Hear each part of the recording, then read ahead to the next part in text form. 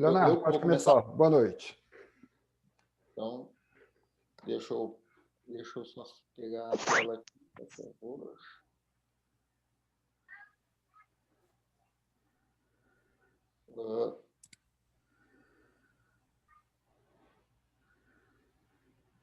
Bom, então vou dar um aparato o mais rápido possível aqui do que eu julguei mais interessante, né? Falando da infertilidade masculina. O doutor Ramassamy, ele falou sobre a investigação do homem infértil, achei bem interessante alguns pontos que ele colocou. Ele citou aqui muito, né, ele está muito vinculado, tem trabalhos em cima disso, sobre a 17-hidroxiprogesterona. Ele é muito entusiasmado no fato de que a 17-OHP ela possa ser um critério para nós avaliarmos os níveis de testosterona intratesticular. Nesse trabalho aí, por exemplo, que ele comentou, ele até viu ali que os homens que estavam tratados com HCG tinham uma elevação expressiva da 17-OHP, né, e do placebo houve até uma redução. Ele também comentou que quanto mais alto, inclusive, as doses do HCG no tratamento, mais fidedignos são os valores da 17-OHP. Seria o ponto de corte 55 nanogramas por decilitro, e digamos que os pacientes que tivessem valores abaixo disso, né, que teriam, então, supostamente uma testosterona intratesticular reduzida, seriam os que mais se beneficiariam de algum tratamento medicamentoso. Seria um critério de inclusão de pacientes. E bem como também a utilidade também seria para orientar dose e duração do tratamento de um paciente que estivesse fazendo uma modulação hormonal com HCG ou clomifeno, né? Aqui também é outro trabalho relacionado a isso, só que aqui para pacientes hipogonadismo hipogonadotrófico, também para fazer um controle das doses, também comentando, né, que seria um bom parâmetro para uma eficiente espermatozoide, a partir de uma boa testosterona intratesticular dosada de uma forma indireta através da 17-OHP, porque não tem outra forma de dosar, né? A não sei que fosse por uma biópsia testicular. Isso aí seria assim, um método agressivo, não prático. Então, é isso aí, né? As indicações de tratamento medicamentoso por ele, né, ele citou, reduziu, ele resumiu, né, como a indicação de fazer uma modulação hormonal seria pacientes que fossem hipogonádicos laboratorialmente, independente de ter sintomas, mas devem ter uma testosterona abaixo de 300. Essa 17-hidroxiprogesterona deve ser reduzida, que são pacientes que teriam uma boa resposta. Supostamente, pacientes acima de 55 de hidroxiprogesterona não teriam um benefício de um tratamento medicamentoso, visto que supostamente a testosterona intratesticular já está adequada, né? E os níveis de LH, ele considera que os bons pacientes são aqueles que têm valores normais ou levemente aumentados, e independentemente do FSH. Os tratamentos que ele estipula, sim, medicamentoso, ele citou do clomifeno, do HCG, do anastrozol, antioxidantes e testosterona. A testosterona que ele cita aqui para o tratamento da infertilidade, o hipogonadismo, é esse natesto, né? Esse natesto que seria uma testosterona de ação rápida. Ela foi aprovada pelo FDA em 2012, mas aqui na Anvisa nós não temos aqui regulamentado no Brasil. Mas seria uma testosterona, uma reposição onde manteria os níveis de gonadotrofinas inalterados e também não alteraria os parâmetros seminais. Tem uma posologia só que, pelo que eu vi, que é um uso de 8 em 8 horas, tem esse inconveniente, de uma aplicação nasal. Enfim, né? Eu acho que, quem sabe, no futuro a gente tem essa opção aí. Ele até cita alguns trabalhos aí mostrando que o efeito, né, o efeito benéfico dessa natesto e mantendo os níveis de gonadotrofinas. Aqui tem um outro trabalho também, esse aqui do Juno, falando a mesma coisa, e aqui mostrando alguns gráficos de pacientes usando com 13 e 6 meses na testo, e mostrando que a concentração espermática ela se manteve, aquela pequena diferença não foi não teve relevância significativa, estatística significativa, então ele teoricamente manteve a concentração, a motilidade, manteve os níveis de testosterona ficaram em 600, 650 ali, o FSH também se manteve, o LH. Então, ele comenta muito, embora acho que ninguém tenha experiência com isso, né, porque não é uma droga que a gente tenha disponível aqui, mas ele deixou essa mensagem. O resumo dele até, inclusive, ele fala que então o uso do clomifene, principalmente a anastrozol, seria então para o aumento dessa testosterona intratesticular aí, que seria eficiente para isso. Tem episódio, uma temporada, que é 17-OHP, então ela é um método de fazer o controle, né, dessa testosterona intratesticular, e também consideraram na testo, né, com uma testosterona de curta duração como opção para a manutenção da espermatogênese, né? Depois ali o Dr. Robert falou sobre avaliação e o manejo do homem com azospermia obstrutiva. Então, 1/3 das azospermias são obstrutivas, as causas delas, mutações da fibrose cística, causas assim, cisto de utrículo, malformações, epididimites, principalmente por clamídias cirúrgicas, trauma. Aí eu botei isso aqui que achei interessante, que ele comentou que da ressecção transuretral de obstrução por ducto ejaculador, que teria que esse procedimento cirúrgico teria uma melhora da qualidade seminal em 50% e uma taxa de gravidez de 25%. Eu até coloquei aqui porque eu até me surpreendi, eu até achava que os resultados fossem melhores, né? Me chamou a atenção que não achei que fosse não achei tão bom assim, então coloquei aqui só para ilustrar. E ele também comentando sobre a mutação da fibrose cística, da CFTR, com anomalia de vasos de deferente, que quando existe ausência bilateral dos deferentes, praticamente 80% dos pacientes têm pelo menos um gene da mutação identificável. Se for unilateral a ausência do deferente, 43% teria pelo menos algum gene. Eu achei interessante esse outro dado aqui, que fala que quando tiver uma obstrução do epidídimo idiopática, né, quase metade deles praticamente possam ter eventualmente a mutação do gene da fibrose cística. Então, veja bem que aqui são pacientes que têm os dois deferentes palpáveis, né, e por uma obstrução idiopática, e mesmo assim, né, pode ser que tenha o gene. Então, recomendo então que a pesquisa do gene da fibrose cística deve ser feita em homens com ausência bilateral ou que tem alguma causa de obstrução idiopática. Aqui também ele comenta em causas obstrutivas um comparativo dos resultados da ICSI, de FIV ou ICSI, de esperma, ou comparando ejaculado com o esperma coletados do epidídimo, mostrando que se equivalem, né, os resultados, então, elas se equivalem, tanto do ejaculado quanto esse esperma sendo do epidídimo, né? E os mesmos índices de sucesso na fertilização assistida. Aqui, depois, o Dr. Sandro Esteves falando sobre azospermia não obstrutiva, né? Tem um print da tela dele aqui, ele comentando que tanto os valores de FSH, testosterona ou volume testicular não são preditivos para o sucesso de uma extração de espermatozoide. Então, assim, supostamente, mesmo um paciente com volumes de testículos extremamente reduzidos e com uma FSH extremamente elevado, todo paciente é potencial de ser encontrado espermatozoides, né? Seja por tese ou microtese. Então, esses parâmetros aí não condenam um paciente previamente dele realmente não ter espermatozoides. O que teria realmente um valor preditivo seria a amostra patológica, né?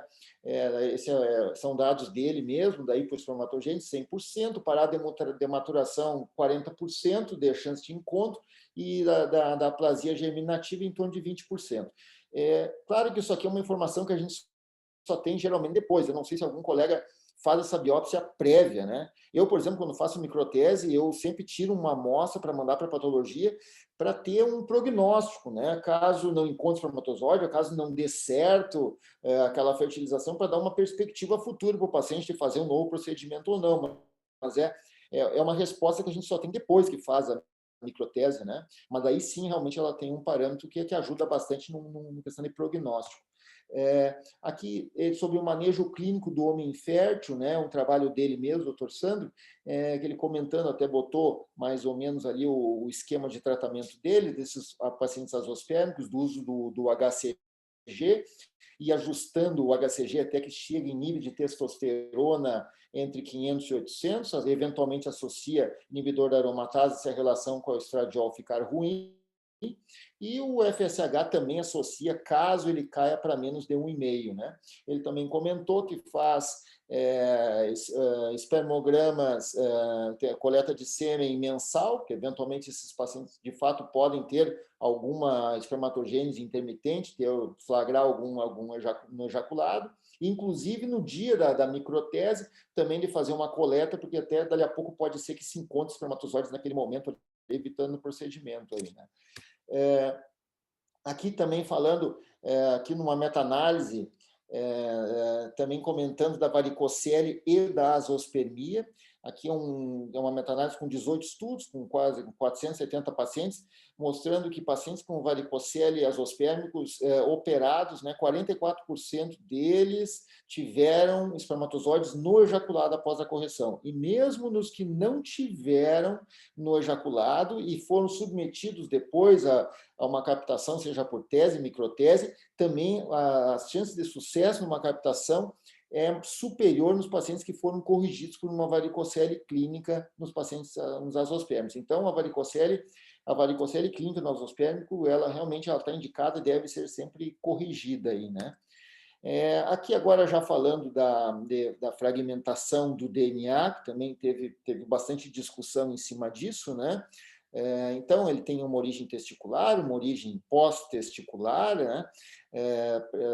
Eventualmente pode ser até de uma causa prostática, em virtude do ejaculado e tudo mais. Os efeitos na fertilidade, bom, aí já todos sabem, né? Diminuição da taxa de fertilização, eleva o número de embriões de baixa qualidade, enfim, aumenta as perdas. Bom, os efeitos da varicocele, aqui se trabalha também do Dr. Sandro, Dr. Matheus, da varicocele, no reparo da varicocele e na resposta da fragmentação do DNA, mostrando que aqui, nessa revisão de 21, de quase 1.300 homens, 1.270 homens, né, houve uma diminuição significativa da fragmentação do DNA após a cirurgia de varicocele, né, e esses homens também apresentaram uma melhora, esses homens que tiveram essa melhora na fragmentação do DNA tiveram uma maior taxa de gravidez também. Então, mostrando também o que já é bem, todo mundo, já é uma coisa bem estabelecida, né, do benefício da varicocele em relação às melhoras aí da fragmentação do DNA. Aqui, esse também achei muito interessante, esse trabalho aqui, mostrando da bacteriospermia e da leucospermia, e a influência disso nos parâmetros seminais. Então, esse aqui é um trabalho com quase 5.000 pacientes, 19% deles aí tiveram leucócitos positivos, 15% com cultura positiva.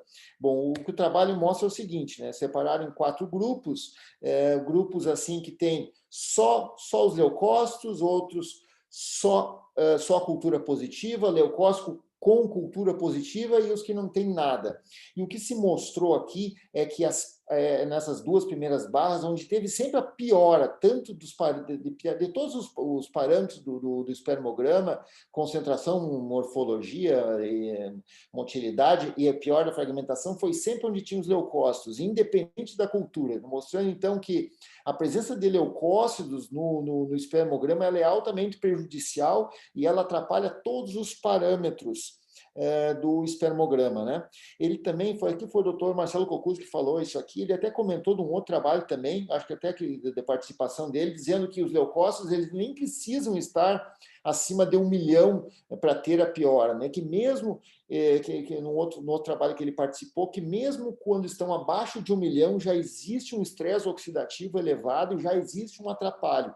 Então, teria que ter ausência de leucócitos mesmo para ser um espermograma assim, que não tem nenhum atrapalho aí nos parâmetros seminais a presença dos leucócitos. Então, os leucócitos seriam altamente prejudiciais, independente da cultura, né? Isso eu achei bem interessante, essa informação aí.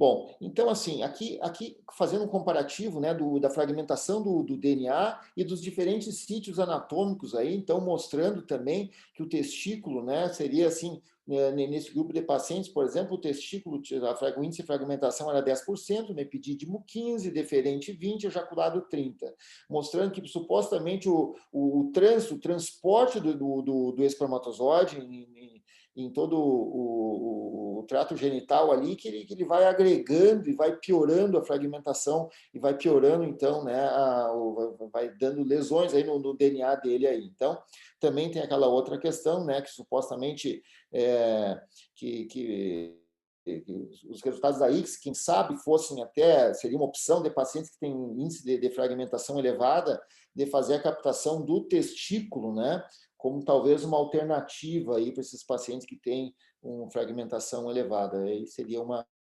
explicação, né? Aqui também falando da abstinência, do tempo de abstinência e a fragmentação do DNA. Então, esse trabalho aqui mostrou que a abstinência entre 24, no máximo 48 horas, onde tiveram os melhores índices aí, né, de índice da fragmentação do DNA. Quanto maior o tempo da abstinência, aumenta a concentração, aumenta o volume seminal, mas também aumenta a fragmentação do DNA. Então, isso também é uma informação já que está bem estabelecida, mas um trabalho interessante. E tem um outro trabalho aqui que fez um comparativo também em relação à abstinência, ele comparou pacientes aqui que ficaram 4 dias de abstinência e esses mesmos pacientes depois a intervalos de 24 horas, né? E quando houve a abstinência de 24 horas, a fragmentação do DNA diminuiu em 25%. Então, sendo uma formação bem consolidada, assim, que a abstinência curta seria uma melhora aí para a fragmentação do DNA. Aqui também, para finalizar, também ele comentando aqui que a fragmentação do DNA, então, ela eleva as chances de aborto não só na ICS, mas também na gravidez natural, né? Então, até, eu não sei se vocês na prática pedem de rotina, né? Antes eu restringia mais aquela situação do espermograma normal e tudo mais, mas assim, cada vez mais agora eu já estou pedindo mais rotineiramente a fragmentação do DNA, porque agora se observa que é um parâmetro praticamente básico, né, na avaliação do homem infértil, né? Então, sucintamente, era isso que eu tinha para expor aí para vocês. Leandro, fantástico. Assunto que não falta para apresentar e nós vamos ter a oportunidade de você poder falar com mais calma depois em outras ocasiões. Vamos dar prosseguimento agora. Marcelo, você está aí, Marcelo?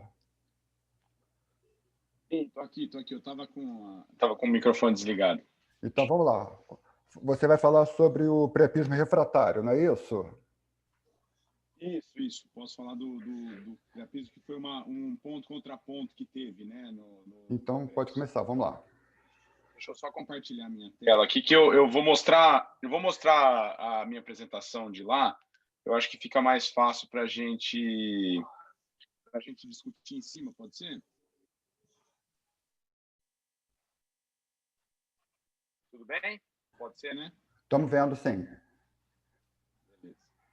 Bom, peraí, não. Só um segundo, gente. Então, eu vou, na verdade, falar de uma parte, né, da plenária nossa de medicina sexual, que foi uma parte que a gente discutiu o priapismo, e o priapismo entrou nessa discussão discutindo um ponto-contraponto sobre, eu acredito que a parte mais dramática do priapismo isquêmico, que seja o priapismo refratário, né? Como que a gente pode tratar e conduzir esse priapismo refratário. Então, só para a gente lembrar aqui conceitualmente, acho que isso é meio claro para todo mundo, que as alterações que o tecido peniano sofre num episódio de priapismo agudo, elas são tempo-dependente, como qualquer síndrome compartimental, e que depois de em torno de 48 horas, alterações praticamente irreversíveis no tecido cavernoso acontecem, com presença de coágulo no corpo cavernoso, destruição do endotélio, necrose de célula muscular lisa e fibrose das trabéculas do tecido cavernoso. E quando esse músculo liso ele necrosa, ele acaba sendo substituído por um tecido inelástico, né?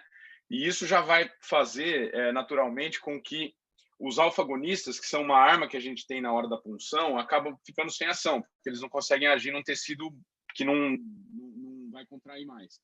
E mesmo os shunts acabam respondendo de forma pior.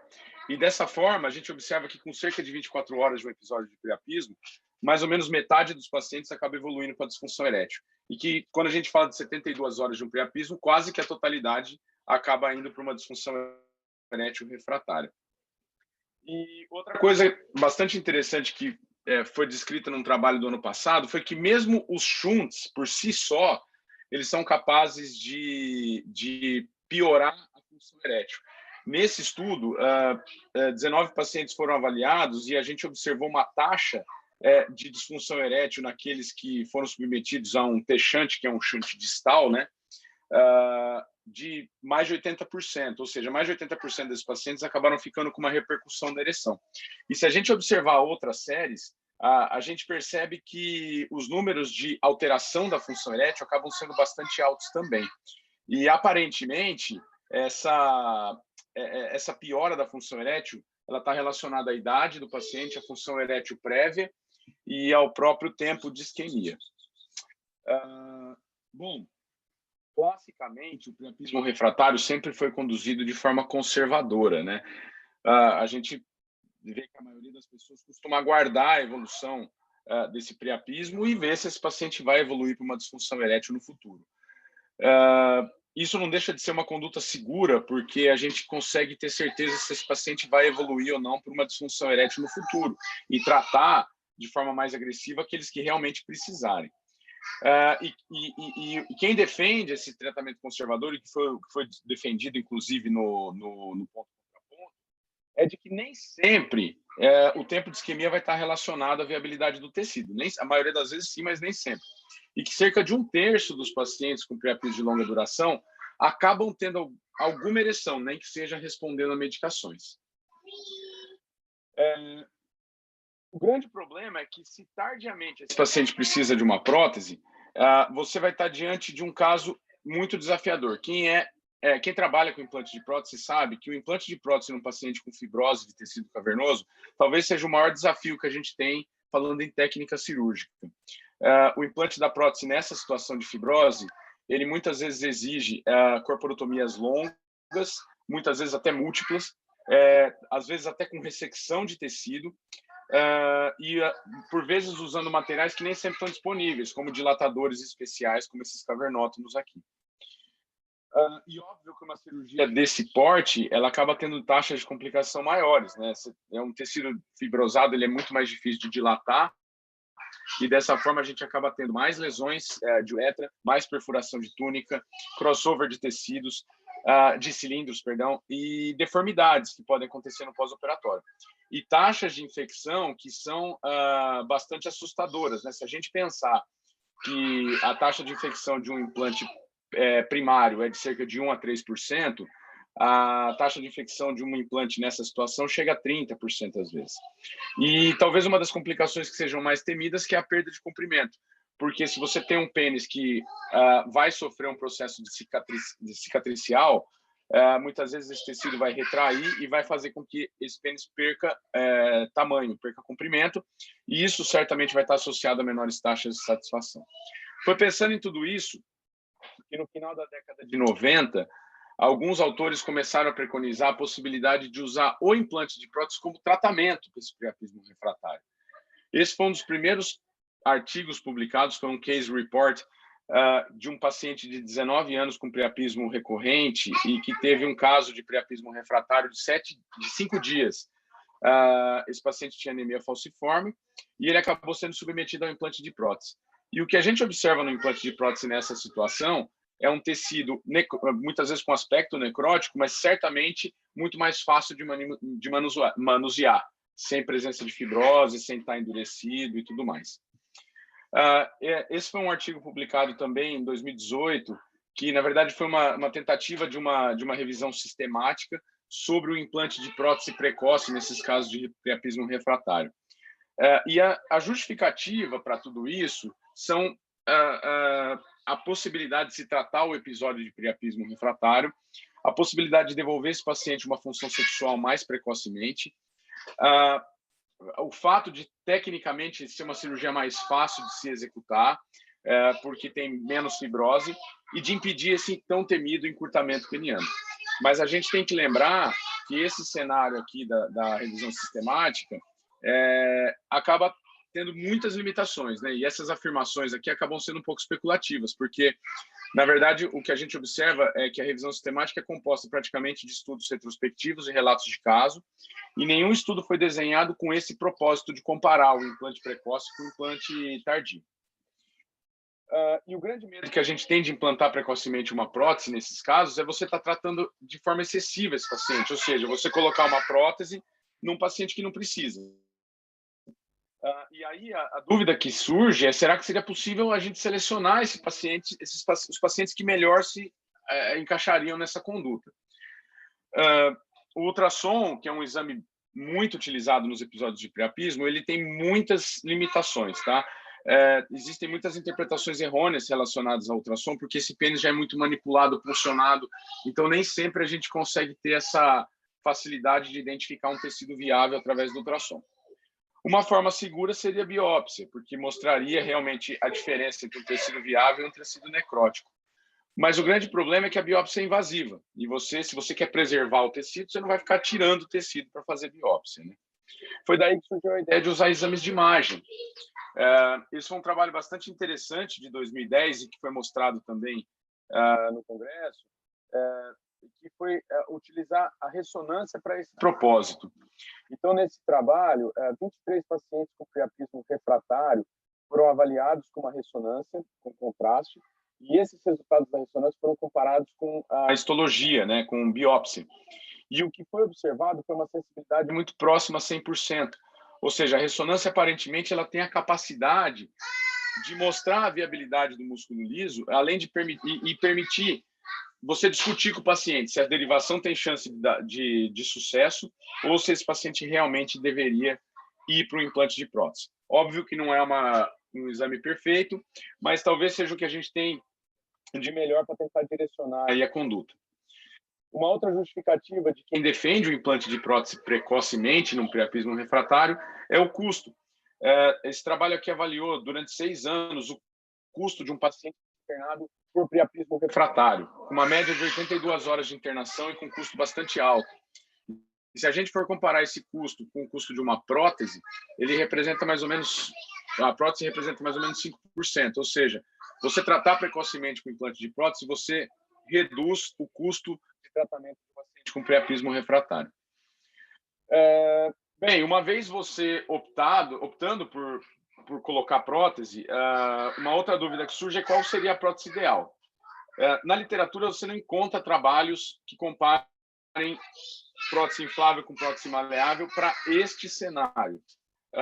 E, aparentemente, ambas têm taxas de sucesso bastante altas. Mas o que a gente nota na literatura é uma tendência a uma primeira escolha pelas próteses maleáveis. Primeiro, porque o procedimento é mais fácil e mais curto. Mas muito também porque o tecido, como é um tecido que ele está necrótico, se você coloca uma prótese inflável e deixa ela desinsuflada, você corre o risco desse tecido retrair, cicatrizar, e na hora que você for utilizar essa prótese, insuflar essa prótese, esse pênis vai ficar com deformidades. Então, uma orientação que se passa para quem optar por uma prótese inflável é deixar esse cilindro insuflado entre 1 e 2 semanas para deixar essa pseudocápsula se formar com o cilindro cheio, para não haver deformidades numa possível retração. Uma outra dúvida é se optar pelo implante da prótese, quando colocar, né? O quão precoce colocar. Esse estudo avaliou 5 pacientes que foram submetidos a implante de prótese precoce para priapismo refratário entre 3 e 20 dias. E o que foi observado foi que as complicações foram poucas e muito semelhantes entre eles, E a ideia é que, se possível, controlar a dor desse paciente e esperar alguns dias para colocar prótese. E a justificativa é a melhora do edema, uma melhor impregnação antibiótica no tecido para evitar a infecção e um melhor aconselhamento desse paciente. Então, não ter tanta pressa assim. É óbvio que a colocação de uma prótese numa situação como essa não é isenta de complicações. Esse estudo aqui avaliou alguns casos de prótese colocada em priapismo refratário e a taxa de infecção chega a 6%, que também é maior do que de um implante primário. Mas uma complicação bastante peculiar desse tipo de procedimento é a erosão distal. E isso acontece muito porque esses pacientes são submetidos a shunts previamente, e isso faz com que a ponta do corpo cavernoso fique enfraquecida. Então, a gente deve ter muito cuidado para dilatar esse corpo cavernoso distalmente, para não acontecer mais perfuração e acabar destruindo a prótese por ali. Uma outra sugestão foi apresentada por esses autores em 2010, que foi fixar essa prótese para evitar que ocorra a extrusão distal. Então, passarem pontos transfixantes na prótese e fixar na borda da corporotomia. Nesse estudo, com follow-up de 15 meses, eles não tiveram nenhum caso nem de infecção, nem de extrusão distal. Só para mostrar, esse foi um caso que a gente operou aqui no Hospital do Rim, de um paciente transplantado que tinha tido priapismo refratário e tinha sido submetido a um shunt distal. E aqui no implante da prótese, foi feita a fixação da prótese com um ponto transfixante de prolene na própria prótese e na margem da corporotomia. Só para finalizar, então, para a gente ter uma ideia de que essa conduta ela já está entrando em alguns guidelines, né? Esse é um guideline da ASSM de 2018, publicado no Sexual Medicine Review, que já fala de casos de priapismo com mais de 72 horas, a possibilidade do implante de prótese direto, e naqueles entre 24 e 72 horas, se for possível avaliar a viabilidade do tecido através de uma ressonância ou de uma biópsia, e for evidenciado necrose, também o implante de prótese acaba sendo uma opção. Então, só para concluir, se vale ou não a pena colocar prótese nesses casos, eu acho que a grande questão é se é possível a gente selecionar os pacientes ideais. E a ressonância parece ser uma boa opção. E o que justifica isso é que o implante de prótese acaba permitindo que esses pacientes sejam tratados, que se preserve o comprimento peniano e que se trate a disfunção erétil. É um procedimento que acaba barateando a internação e, apesar de ter taxas de complicações maiores do que do implante primário, elas são certamente menores do que do implante de prótese numa condição de fibrose extensa.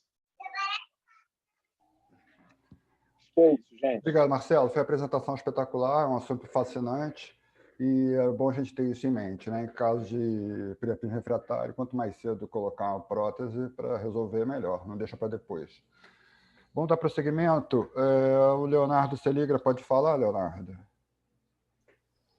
Posso sim.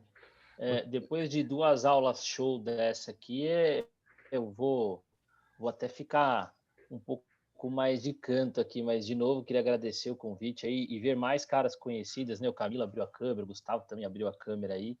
Eu fico bastante feliz de poder compartilhar algumas coisas aqui.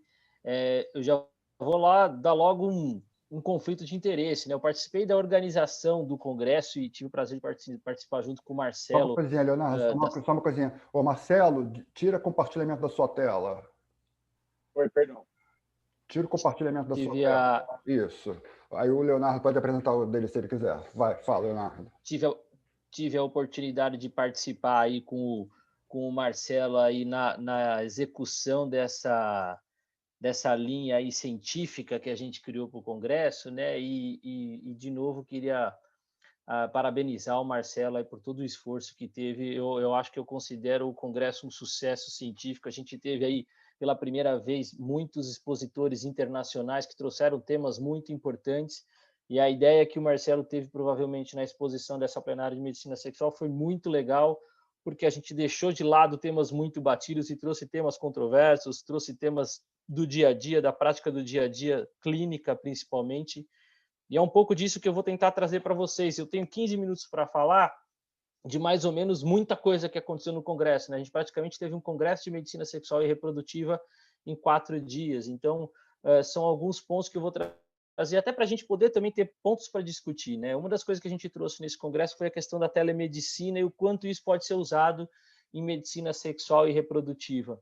Eu acho que é um ponto muito importante, porque isso nos Estados Unidos também já foi bastante discutido, e essa aula foi proferida pelo Dr. Geraldo Faria, que traz uma importância do que nem tudo a gente precisa fazer presencial e nem tudo a gente pode fazer à distância, né? A gente tem a oportunidade, dentro da medicina sexual e tratamento de disfunção erétil, reposição de testosterona, de fazer esse segmento por telemedicina, de ver uma rotina de como a gente está fazendo a dosagem da testosterona adequadamente, de eventualmente coisas que a gente já faz, na verdade, né? Receber uma foto de um peroni para saber qual é a gravidade daquele peroni, receber uma informação se o exame está adequado ou não em relação à reposição da testosterona, e o impacto que o coronavírus, essa pandemia que a gente está vivendo, trouxe para a gente, né?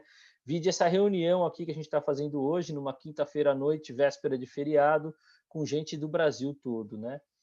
Mas o que mais me chamou a atenção, assim, do início de conversa, tanto sobre disfunção erétil e testosterona, eu acho que eu posso agregar as duas coisas disso, é o quanto a gente está resgatando situações da medicina, né? A gente, é aquela coisa da medicina, é a ciência das verdades transitórias. A gente sabe que para a medicina sexual, que para a testosterona, para a disfunção erétil, o quanto o estilo de vida tem impacto, o quanto isso é importante. E na aula do Dr. Afif, a gente pôde perceber isso, o quanto muitas coisas do estilo de vida impactam na resolução, às vezes, do problema, né? O paciente que é obeso, quando ele é operado, a gente tem melhoras de índice de F, de função erétil muito importantes, muito significativas. O quanto a gente pode melhorar a qualidade do sono. A gente teve lá alguns trabalhos que demonstrou que pacientes que foram tratados com CPAP tiveram melhor até índice de testosterona e índice de função erétil. Então, saber da qualidade de vida desse paciente é muito importante. Isso implica em como a gente está atendendo esse paciente, como a gente está prestando uma medicina de qualidade, se a gente está dando tempo para a anamnese adequada, se a gente está fazendo as perguntas corretas, se a gente está caminhando para a pergunta correta ou se a gente está numa medicina exclusivamente essencial diagnóstica e tratamento com medicação que a gente tem disponível. E a gente está, talvez, resgatando. Em algum momento, a gente também ouviu em alguns congressos internacionais a questão do resgate da slow medicine e da gente poder trazer. E na medicina sexual, eu entendo que isso ele é quase que essencial, né? Esse slow medicine ele faz parte da nossa anamnese mais de qualidade de vida, de entender como é que está a parte social, de entender como é que está a parte psicológica. E isso, sem dúvida nenhuma, é muito impactante. Uma outra discussão que acho que valeu muito a pena trazer à tona, isso trouxe à tona nessa discussão do priapismo, isso veio à tona também em algumas outras discussões, inclusive em relação à questão da disfunção erétil, é o resgate do ultrassom Doppler, né?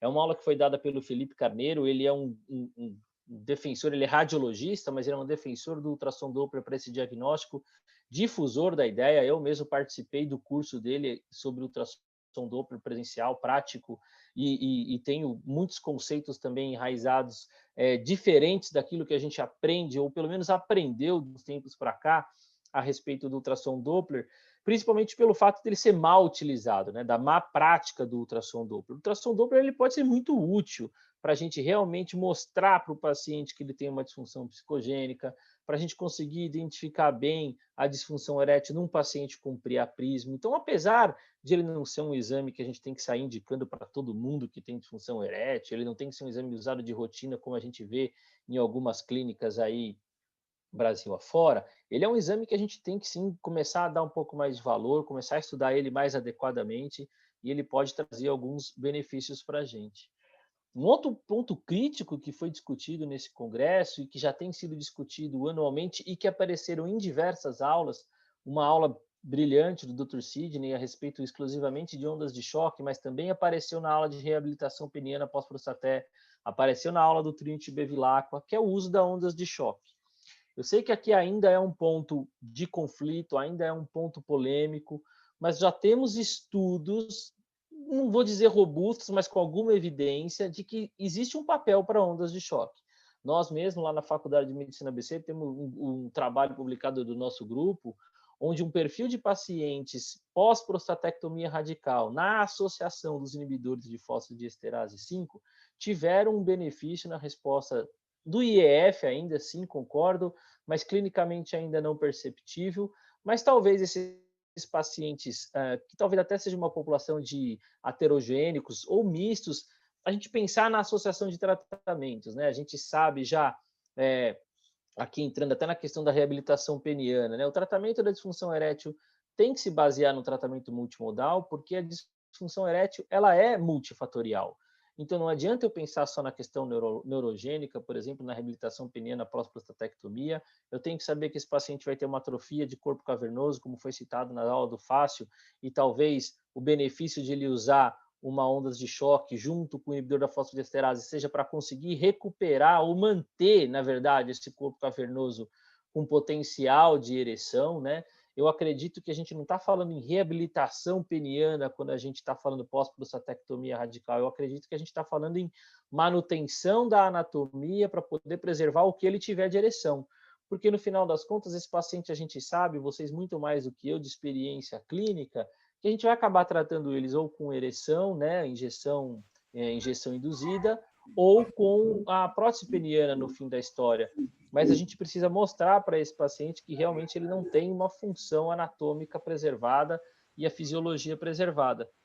E o que traz alento para a gente foi a aula do Dr. Trinity Bevilacqua, né, que terapias restaurativas parecem ter um papel fundamental aí em estudos ainda, infelizmente, ainda usar plasma rico de plaquetas, usar algumas células de Leydig em células-tronco, ainda é tudo questão de pesquisa clínica, mas são pesquisas clínicas que estão levando a gente para um caminho satisfatório e, de novo, eu reforço, o Dr. Trinity também bateu na tecla da ondas de choque.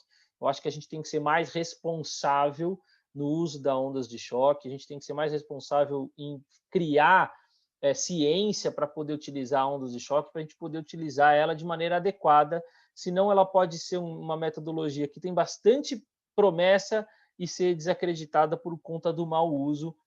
Então, eu acho que esse é o recado específico assim, em relação às ondas de choque para disfunção erétil, né? Trazendo à tona toda essa discussão em relação a como a gente tem um estilo de vida, teve uma aula que a gente também fez questão de ter no congresso, que foi em questão ao abuso da testosterona. E aqui, quando a gente vai falar da relação da testosterona, o que eu acho que a gente tem que resgatar para o urologista é realmente a gente entender melhor como é o manejo do eixo hormonal masculino, né? A gente sabe muito pouco, a gente sabe que o eixo hormonal masculino é muito complexo. Veja aí a aula que o Leandro deu para a gente a respeito dos highlights da infertilidade, o tanto quanto a gente não sabe a respeito de como a gente entende a testosterona intratesticular e o que realmente isso importa, né? Aqui a gente vai falar também um pouco a respeito disso, por conta de hoje a gente vê que a gente está muito mais permissivo, né? O Guilherme falou bem na aula dele no congresso, a gente está muito mais permissivo em relação a como a gente trata o paciente com hipogonadismo. Antes, a gente era regulado por níveis de testosterona no máximo de 350. Hoje, a gente já aceita de 250. Hoje, a gente já aceita níveis entre 350 e 400 como borderline, paciente subclínico. A gente já trata paciente, inclusive, tratado de câncer de próstata, né? Isso já é quase um consenso absoluto. E mesmo a gente pensando que a gente trata testosterona para paciente com câncer de próstata, a gente também teve uma aula do Murro falando sobre o bloqueio hormonal e quanto isso traz de consequência ruim para o paciente, né? O quanto um bloqueio hormonal por tratamento de câncer de próstata, por exemplo, traz efeitos de diminuição de libido, de diminuição em relação à própria função erétil, em relação à força muscular, a risco de lesão óssea, e o quanto que a gente tem que estar mais preocupado com essa questão do eixo hormonal e do hipogonadismo, né? O próprio Murro fala que esses bloqueios hormonais que a gente faz pós-tratamento de câncer de próstata, eles nem sempre se resgatam com a intermitência ou quando a gente interrompe esse tratamento pós longos prazos que a gente tem de tratamento de 2, 3 anos de terapia de longo prazo. Então, a gente tem que se preocupar um pouco mais em entender essa questão da relação receptor de testosterona, hipogonadismo e desenvolvimento do câncer. Até também para entender um pouco os efeitos adversos, né? Uma outra aula que foi muito bem dada pelo Dr. Luiz Otávio, né, presidente da ISSM, a respeito da principal complicação que a gente se preocupa em relação à reposição hormonal, que é o aumento do hematócrito, né? é um pouco também em relação a gente não entender direito a nossa questão da testosterona e do eixo hormonal, né? É melhor a gente dar tópico, é melhor a gente dar de longa duração, é melhor a gente fazer intermitência, o quanto realmente esse aumento do hematócrito, essa elevação do hematócrito tem relação com eventos adversos cardiovasculares e trombóticos, apesar da gente ter esse medo da elevação do hematócrito, que é realmente de fato, ele nem sempre se traduz em efeitos trombóticos, em evento cardiovascular propriamente dito, né? A gente, inclusive, já está indo para outro lado. A gente está pensando nos eventos protetores que tem uma reposição de testosterona para aquele paciente realmente hipogonádico, né? E aí eu volto na questão do abuso da testosterona, uma frase que eu achei muito legal que o Guilherme falou, que é a gente olhar para aquele paciente que talvez esteja fazendo abuso de testosterona como um paciente mal informado. E aí a janela de oportunidade que a gente tem de tratar melhor esse paciente e de usar, inclusive, eu não coloquei aqui, mas teve a outra aula que foi do Fábio Watanabe, que é as opções que a gente tem para quando a gente não pode usar testosterona. A gente precisa saber melhor lidar com isso, né? O Lucas falou de novo muito bem, o Leandro, desculpa, falou muito bem aí a respeito da aula do Ramaswamy, do como a gente pode utilizar, e até a própria aula do Sandro Esteves, na questão do estímulo hormonal que a gente faz para pacientes com azospermia não obstrutiva. A gente precisa aprender a lidar melhor com esse tipo de medicação, a lidar melhor com HCG, a lidar melhor com FSH recombinante, a usar os SERMs de maneira adequada, quer seja anastrozol, quer seja o clomid, e o urologista precisa abraçar essa seara por conta da gente também realmente entender tanto como a gente trata os principais problemas relacionados a isso, como até os próprios efeitos colaterais, né? A gente tem aí questões de humor, questões psicológicas, principalmente quando a gente está falando num grupo aqui tão específico como o nosso, que trata de medicina sexual quase que na maioria dos casos de consultório, né? Eu acho que o grande ápice do Congresso, né, se eu tivesse que falar que teve um highlight do Congresso, e até depois eu quero ouvir do Marcelo, né, porque ele também aqui, eu vou até dar um spoiler aqui, ele gravou um highlight para a gente no nosso podcast, no UroTalks, que em breve vai estar disponível para todos vocês também. Eu acho que o grande ápice do Congresso foi a discussão entre os dois grandes nomes aí dos Estados Unidos, o Morgentaler e o Alan Shindle, a respeito de terapia de reposição de testosterona em vigilância ativa, né? Na verdade, eu vou confessar um bastidor aqui para vocês. A gente cogitou de ter outros nomes aí discutindo isso daí, mas a gente já tem uma tendência entre nós, inclusive urologistas da área da medicina sexual, a ficar confortável em fazer terapia de reposição de testosterona em pacientes de vigilância ativa. Olha que paradoxo, né? A gente está discutindo aqui que a gente bloqueia a testosterona, que a gente tem abuso de testosterona, mas a gente está querendo usar a testosterona em pacientes com câncer de próstata ativo.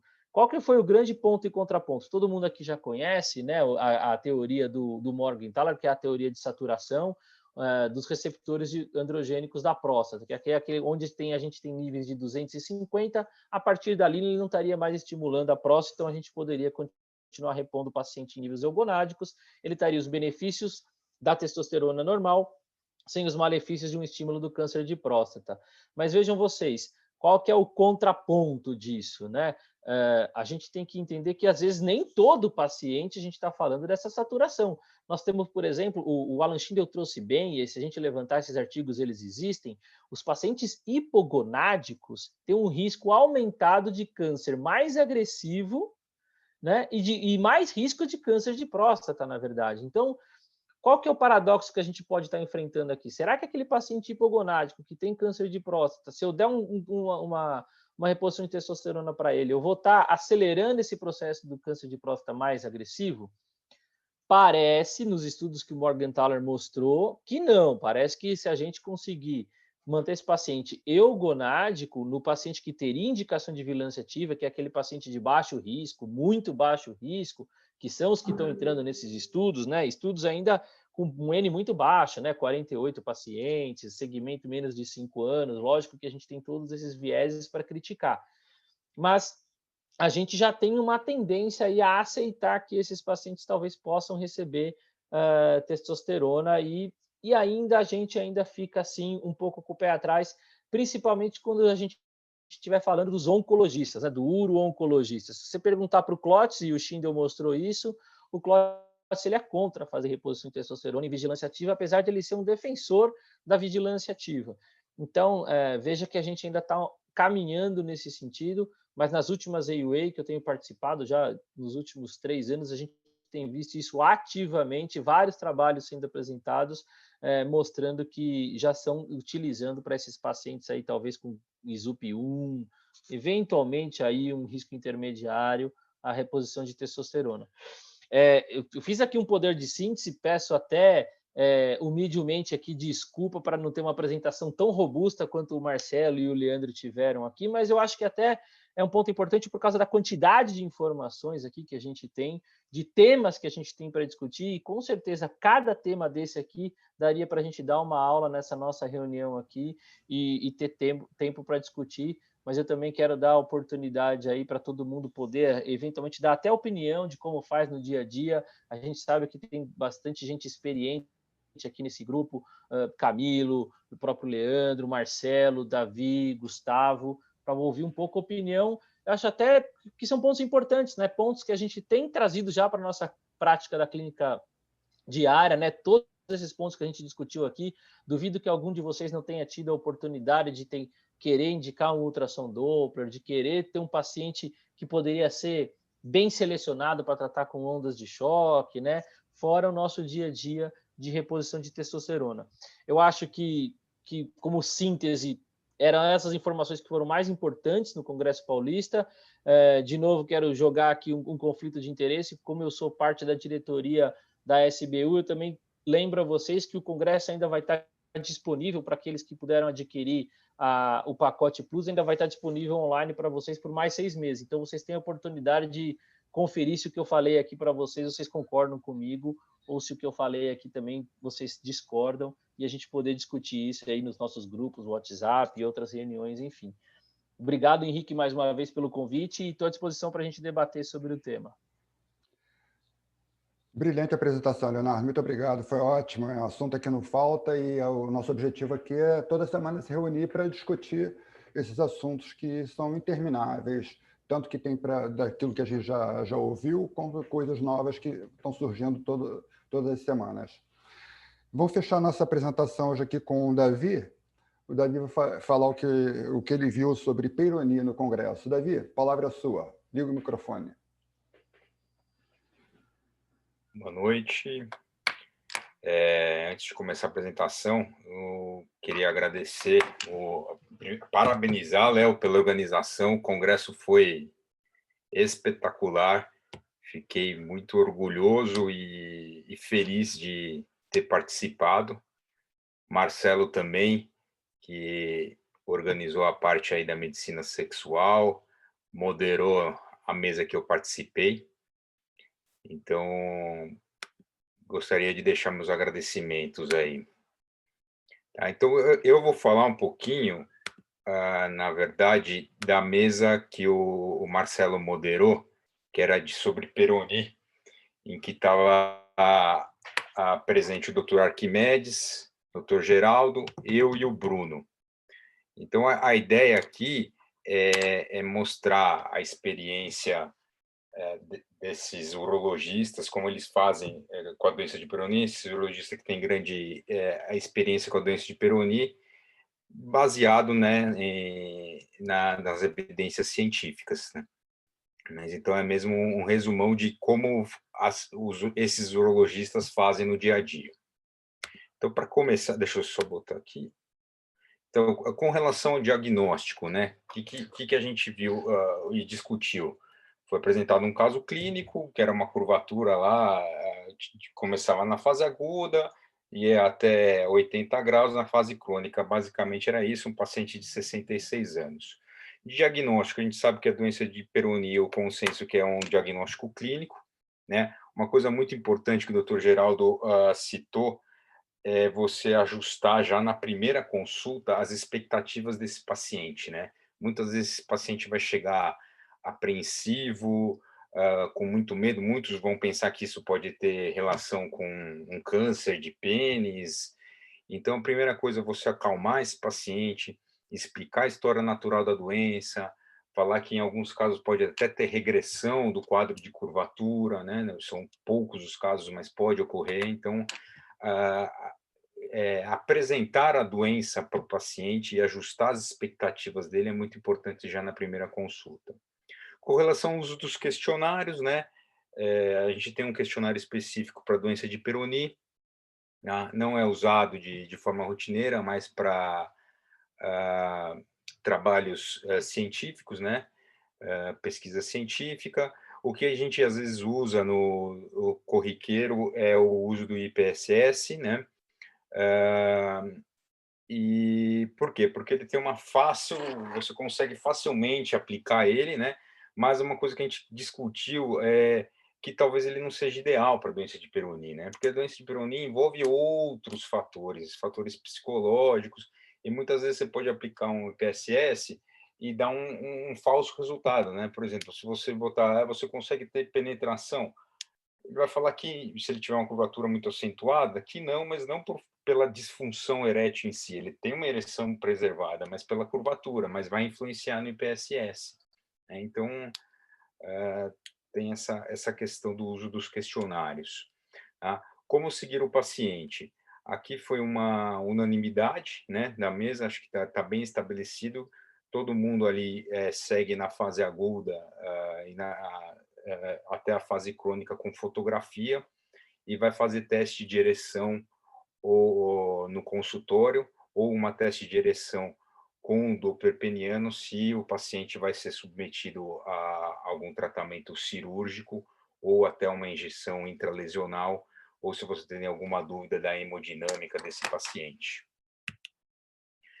Quanto ao tratamento clínico via oral, é bem estabelecido que não tem nenhuma recomendação pelas principais sociedades, não tem evidência científica que respalde o uso de tratamento clínico para evitar a progressão de curvatura. Você pode usar só anti-inflamatórios não hormonais para dor. Tá? A Sociedade Europeia recomenda como opção inibidores de fosfodiesterase 5, mas baixa evidência científica também.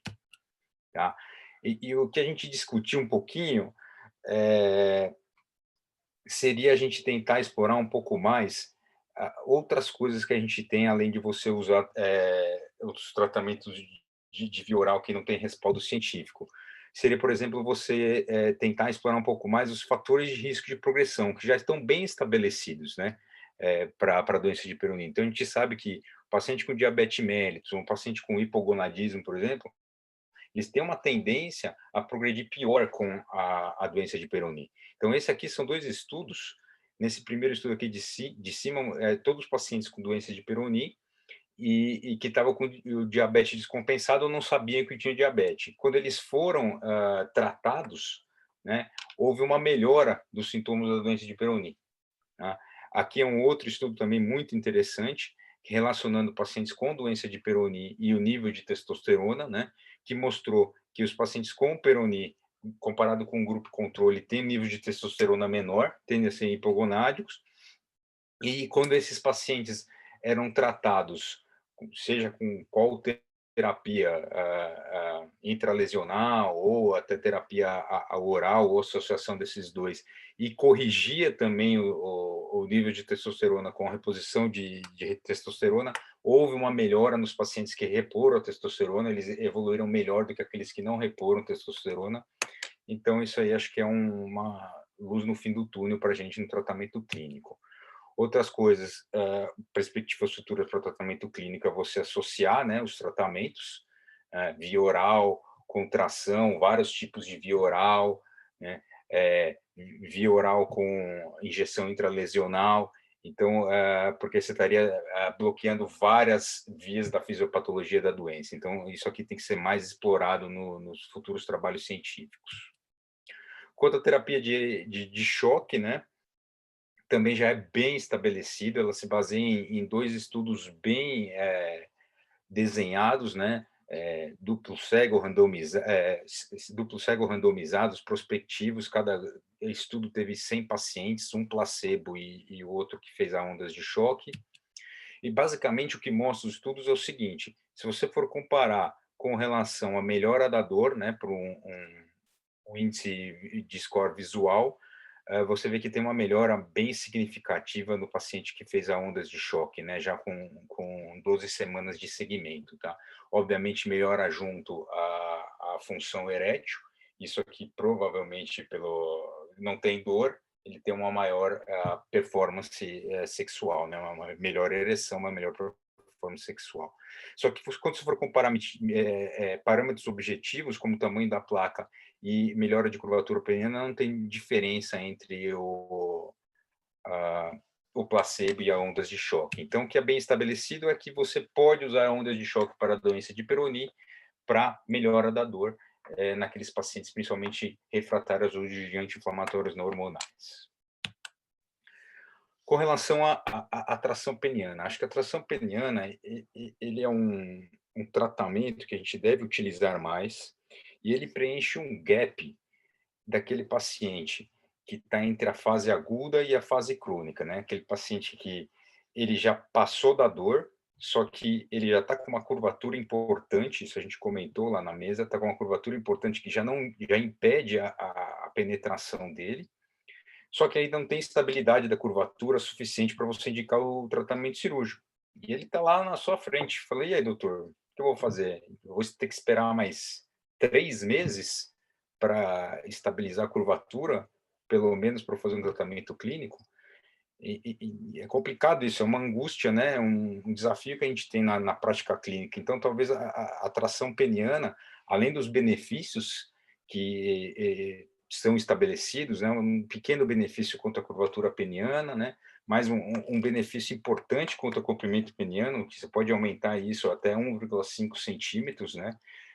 E pensar que não é que você está só aumentando, você está prevenindo que esse pênis retraia mais de 2 centímetros, até 2 ou 2,5 centímetros, né? Então, um tratamento que não vai trazer maiores efeitos colaterais, né? O grande problema é que precisa de um comprometimento do paciente, né? Você vai necessitar no mínimo de 3 horas diárias, quanto mais melhor, de 3 a 6 meses de tratamento, né? Aqui cabe dizer que esse tratamento é com esse aparelho de tração peniana clássico aqui, né? Agora tem esse biplanar aqui, que é o Restorex, num estudo recente, né? Mostrou que ele tem os mesmos resultados desse clássico aqui, mas com uso muito menor, de 30 minutos a 1 hora diário, ele traria, né, os mesmos resultados, mas são ainda estudos preliminares aí, tá? Não tem comprovação de se ajuda você a usar tração peniana junto com injeção intralesional, por exemplo, ainda não tem estudos consistentes quanto a isso, tá?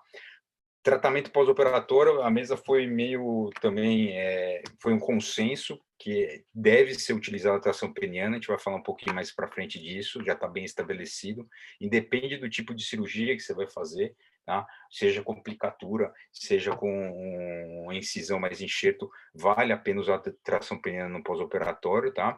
E você indicar isso o mais precoce possível, né?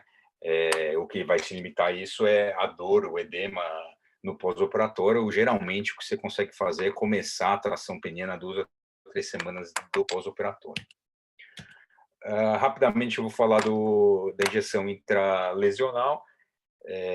Eu acho que a colagenase, que é a única droga aprovada por FDA para usar na fase crônica da doença, tá? Lembrar que não é aprovada para fase aguda, então, assim, teoricamente, se não está estabilizada a placa, você ainda não pode utilizar, segundo o FDA, mas tem alguns relatos que falam que vai bem também, mas o FDA aprovou para a fase crônica, tá?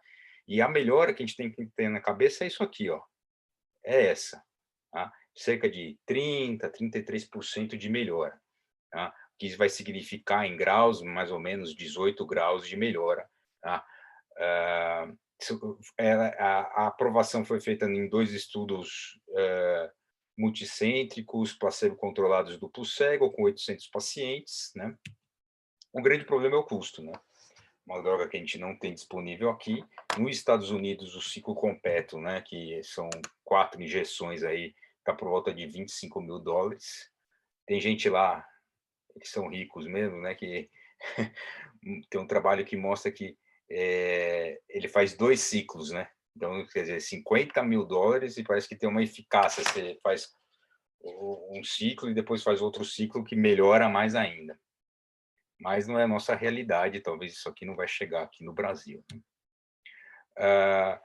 Isso aqui é o interfero alfa 2B, que talvez seria uma opção para a gente. Eu não sei se alguém tem experiência com isso aqui, eu nem sei se isso aqui é disponível no Brasil ou não.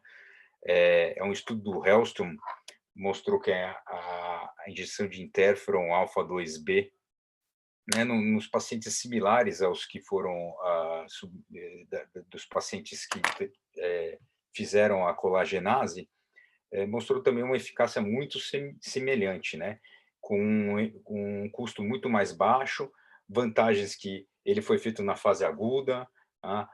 Pode fazer em curvaturas ventrais, tá? Não teve efeitos colaterais significativos. A única coisa, o que sempre tinha, sempre é síndrome, o flu síndrome, né? Sintomas de resfriado, mas dando anti-inflamatório não hormonal evoluíram bem, tá? E talvez seja uma opção em nosso meio, eu não sei, até a gente pode discutir isso depois, se alguém tem experiência, se isso é disponível no Brasil ou não. Outra vantagem que seria uma injeção a cada 15 dias, até completar 6 ciclos, muito mais fácil do que a colagenase, que seriam... Tem outros protocolos, mas o protocolo original seria de 2 injeções por semana, espera 4 semanas para depois fazer, né? Importante salientar que nessas injeções intralesionais sempre está acompanhado de modelagem peniana, isso aí também já é consenso. Aqui, rapidamente, outras considerações de intralesional, que verapamil, os resultados são incertos, tá? Ineficazes, a mesa também concordou quanto a isso. Também não dá certo o tratamento com corticoides, intralesional, sem evidência para uso de ácido hialurônico ou toxina botulínica, assim como tratamento tópico com eletroestimulador e radioterapia. Esse aqui é um fluxograma, nada de oficial, é só uma sugestão de tudo que... tentar fazer um resumo do que a gente viu até agora. Então, seria você fazer o diagnóstico clínico, né? Na fase aguda, você orientar o paciente e fazer uma decisão terapêutica compartilhada. Se o paciente tem dor, você tenta o uso de anti-inflamatórios. Na dor refratária, uma boa opção é terapia de ondas de choque, tá? Se o paciente é portador de uma disfunção erétil, você pode pôr o inibidor de fosfodiesterase associado, tá? Essa orientação e decisão terapêutica é você explicar, né, para o paciente que não tem evidência de você usar drogas via orais, mas conversar com ele, que não vai trazer mais malefícios, tem uma nova tendência de você associar drogas e ver se ele aceita, né? Sentir um pouco o paciente, que às vezes o próprio fato de você dar alguma droga, mesmo que não tenha efeito farmacológico comprovado, é uma forma de você estar dando suporte para esse paciente, criando um vínculo de confiança para fases futuras em que isso vai ser muito importante no tratamento da doença. Na fase crônica, os pacientes sem condições clínicas não desejosos de tratamento cirúrgico como opção injeção intralesional, e, a princípio, o tratamento cirúrgico se impõe. Rapidamente, aqui do tratamento cirúrgico, isso aqui é bem conhecido, bem estabelecido, né? Então, na doença de Peyronie vai estar indicado o tratamento cirúrgico na doença estável, quando tem ausência de dor, uma curvatura maior que 30 graus. Se o paciente não tiver disfunção erétil, um tamanho adequado, ausência de deformidades e uma curvatura menor de 60 graus, você tende para uma aplicatura. Pênis pequeno, deformidades específicas, ampulheta, uma curvatura maior de 60 graus, o clássico é os enxertos, e com disfunção erétil, colocação de prótese. Mas, assim, isso foi até uma discussão da mesa bem interessante. Por exemplo, você olha essa doença de Peyronie aqui, que é muito semelhante do quadro que a gente conversou. Classicamente, se olhar para isso, seria uma incisão e enxerto.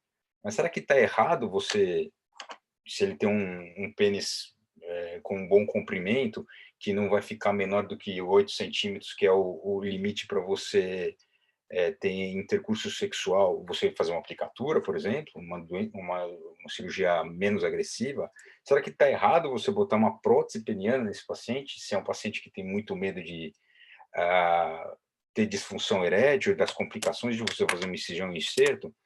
Então, o que eu acho que na doença de Peyronie, a decisão cirúrgica tem que ser uma decisão muito personalizada, né? Que vai depender dos fatores anatômicos, obviamente, a gente não pode deixar isso de lado, tá? Mas vai depender muito da vontade do paciente, do psicológico do paciente, então você tem que fazer essa decisão personalizada e compartilhada, você tem que explicar para ele todos os riscos e benefícios de cada tratamento cirúrgico, no caso específico dele, e descobrir o que é mais importante para o paciente. Não, doutor, eu até topo perder um pouquinho de comprimento peniano, mas de jeito nenhum eu quero ficar com disfunção erétil. Eu quero o tratamento que me traga menor risco de disfunção erétil. Ou algum outro paciente que fala, doutor, eu prefiro já, como é muito complicado, minha curvatura, eu já quero fazer prótese peniana mesmo tendo disfunção erétil. Então, eu acho que isso tem que ser discutido com o paciente e descobrir quais os riscos ele está disposto a assumir. Porque é uma doença que não vai ter jeito, você vai ter que assumir algum tipo de risco para fazer o tratamento cirúrgico. E aqui, rapidamente, só para finalizar, algumas coisas que a gente discutiu ali na mesa, né, quanto ao tratamento cirúrgico, qual a técnica de aplicatura seria a ideal, falando de várias técnicas, Nesbitt, Yatia, várias incisões do Tom Lu, né, do professor Tom Lu. É mais consenso o Yatia, todo mundo faz mais o Yatia, não sei se é assim que fala, pelo medo de recidiva que pode ter, né? Então, melhor você fazer a incisão seria aquele princípio de Hynex-Mikulix, né? Faz a transversal e fecha o horizontal, né? Seria uma forma de prevenir a recidiva, né? O que tipo de enxerto utilizar também foi consenso, todo mundo prefere usar pericárdio bovino, mas todo mundo só tem mais disponível no serviço público SIS, tá? A incisão a realizar, quando você faz uma incisão com enxerto, a preferida é o Y invertido, porque tem a ideia aí de que você diminui a área cruenta, e se você diminuindo a área cruenta e diminuindo o quanto que você vai pôr de enxerto, uma menor chance de uma disfunção erétil, né? Tem alguns trabalhos que mostram isso. E também tem o iPad, o iGraft, né? Que foi preconizado aí pelo o Alexandre Miranda, eu acho que é do Rio de Janeiro, inclusive eu lembro, foi na Way de San Diego, ele apresentou na mesma sala que eu esse modelo aqui, que ele, através de algumas medidas intraoperatórias da curvatura peniana, ele bota num iPad, e o iPad, através de modelos matemáticos, consegue te mostrar qual é a forma ideal de você fazer da incisão e do enxerto, a forma, tamanho. É bem interessante, e o trabalho que ele apresentou no congresso, resultados muito legais. Outra coisa que a gente discutiu, o doutor Geraldo até salientou, que muitas vezes quando você tem uma área cruenta muito grande, o que você pode fazer, em vez de você botar um enxerto só, você corta o enxerto em dois, deixa uma trave entre os enxertos, e parece que isso diminui a chance da disfunção erétil, a chance de infecção, né?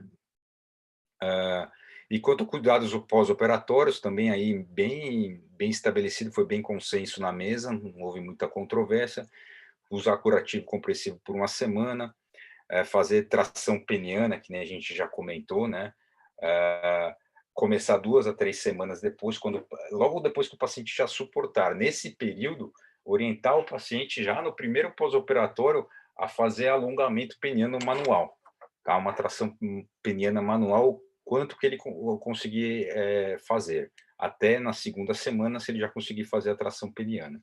Tá? O vácuo também pode ser utilizado, mas tem menores evidências. Sempre associar inibidor de fosfodiesterase por 3 meses e sempre avisar o paciente no pré-operatório, obviamente, que a recuperação total dele depois de uma cirurgia principalmente de enxerto, seria até 12 meses. Tá?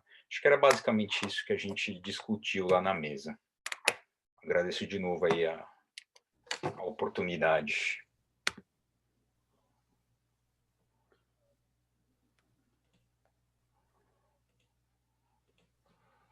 Ótimo. Davi, muito obrigado pela apresentação magnífica. Foi uma aula excelente sobre Peyronie. A gente vê cada vez mais que não adianta a gente querer impor ao paciente a melhor solução. Cada paciente tem a sua própria vida, as suas condições, sabe das suas necessidades, e muitas vezes a gente fica até surpreso com a escolha do paciente dentre o arsenal terapêutico que a gente oferece. Ele toma decisões baseadas na experiência dele, na vida dele, na expectativa dele, e nem sempre é aquela que a gente considera o ideal, mas tem que acatar a vontade do paciente. Ok, gente. A gente conseguiu cumprir o nosso objetivo hoje, que foi fazer a apresentação do Leandro, do Marcelo, do Leonardo, do Davi. Foram apresentações maravilhosas. E se alguém quiser ainda fazer uma pergunta, vamos lá, vamos aproveitar o tempinho. Gustavo, você está aí coçando a língua para falar. Fala um negócio aí. Olá, boa noite a todos. Eu estou muito mais para aprender do que falar alguma coisa hoje. Essas aulas foram todas muito boas, todos de parabéns. Parabéns para o Léo, parabéns para o Marcelo. O congresso realmente foi excepcional. E só agradecendo poder participar aqui e parabenizando aí você por essa reunião toda quinta-feira e o Léo e o Marcelo pelo excepcional congresso e excepcional apresentação de hoje. Parabéns. Parabéns, Davi, e parabéns, Leandro, também. Obrigado por participar com vocês. Camilo, quer fazer uma pergunta? Aproveitar, Camilo?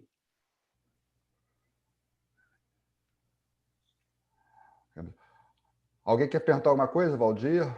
Caio? Francis? Camilo está escrevendo ou todo mundo entendeu tudo, ou ninguém entendeu nada, né? Normalmente é assim. Né? Não, na verdade, eu acho que não foi assim, grandes coisas assim, de dificuldade, não. A gente tem uma noção boa disso tudo e são pinceladas que vão acrescentando a cada congresso. Mas assunto aqui não falta e tem muita coisa para falar. Fala lá. Diga aí, Davi. Alguém já está usando de rotina a dosagem 17-OH para saber a função intratesticular de testosterona? Davi, eu tô, sabe por quê? Porque eu escutei, na verdade, é um conflito de interesse. Eu estive lá, né, com o Ramasamy um tempo atrás, ele já estava nessa linha de pesquisa, e ele tem uma linha de pesquisa absurda, né? Ele tem mais de 250 papers publicados aí, não sei, em curto espaço de tempo. Ele é um dos chefes mais novos lá da medicina sexual nos Estados Unidos. Mas eu tô assim porque eu tenho assistido essa aula dele já recidivantemente, né? Ele deu essa aula num evento da SBU, a gente convidou ele lá na faculdade, ele deu uma aula online também. E cada vez mais eu tenho prestado atenção em detalhes. Quando a gente assiste a mesma coisa várias vezes, você vai pegando outros detalhes, né? E nesse pequeno momento que eu comecei a pedir, e veja, eu comecei a pedir, acho que o Sidney também está nessa linha de raciocínio. A gente está pedindo, inclusive, para aqueles pacientes que a gente não está pensando na fertilidade, até para entender como é que se comporta essa progesterona nesse cenário de você eventualmente dar um SERM, eventualmente dar a própria testosterona, e entender se realmente ele pode identificar um marcador, porque talvez entre naquele cenário que eu falei, de que o urologista precisa entender melhor o eixo hormonal, né? Por mais que a gente acha que a gente sabe, eu sinceramente tenho ainda, cada vez que eu estudo, eu tenho mais dúvida ainda de como trabalhar com esse eixo hormonal, de como realmente a gente responde, por que o nasal é diferente, né, e do absorvível, e por que o SERM é bom, qual SERM é bom, para que paciente é bom. E isso cabe, a sua aula também terminou brilhantemente, porque cada paciente a gente vai tratar de um jeito. E eu acho que na questão do eixo hormonal, da mesma coisa. Então, vai ter um paciente candidato bom para a gente controlar com o 17-hidroxiprogesterona, a gente só precisa identificar quem. E eu acho que se a gente não introduzir isso na prática clínica nossa, a gente não vai identificar quem, né? E não sei se todo mundo vai conseguir fazer trabalho em relação a isso. Então, eu tenho colocado na minha prática até para tentar entender como é que tem se comportado. É um exame que está disponível para a gente aqui no Brasil, a gente pode pedir, qualquer laboratório faz, a gente só precisa entender qual é a lógica dele. Então, é lógico que a gente tem que pensar em custo, talvez na rede pública a gente não consiga fazer isso, mas enquanto na rede privada a gente puder pedir o sistema privado cobrir isso nos seguros, para a gente aprender como funciona eu comecei a introduzir. Eu não sei ainda que cenário, eu estou usando no cenário que o Ranjit sugeriu, né? Aquele FSH, mesmo que alterado com LH normal ou baixo, com testosterona baixa, e eu estou pensando ver se eu vou estimular com o CERM, ou com o FSH recombinante, ou com o HCG, e saber se isso vai ter algum índice de resposta ou não. Não está me servindo clinicamente ainda, mas eu introduzi na minha prática.